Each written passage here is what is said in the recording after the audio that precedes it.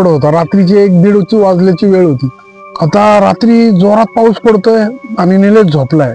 तर अचानक निलेशला दार असं कोणीतरी 2दा वाजवल्याचा आवाज आला. निलेशने उठून बघितलं तर त्याला कळलंच नाही की नक्की दार वाजवलंय का विजेचा आवाज आहे, म्हणून तो पुन्हा झोपला. आता पुन्हा 2दा दार वाजवलं. आता निलेशला राहवलं नाही. तो त्याच्या बेडरूम मधनं उठला, बाहेर गेला आणि दरवाजा उघडून इकडे तिकडे बघतोय. तो कोणच नाही. आता निलेशला कळालं की नक्की आवाज आपल्याला भास होतोय का खरंच आवाज येतोय. तो असा दरवाजा लावून झोपायला चालला होता. तो त्याच्या रूम मध्ये गेला, बेडरूम मध्ये, तर त्याच्या गादीवर कोणतरी झोपलंय. हे बघून निलेश शॉक झाला. निलेश मनात विचार करायला लागला म्हणजे अख्ख्या रूम मध्ये मी एकटा आहे आणि इथं कोण झोपलंय. त्याच्यामुळं निलेशने काय केलं, तो जो कोण झोपला होता त्याच्या अंगावरची चादर काढली.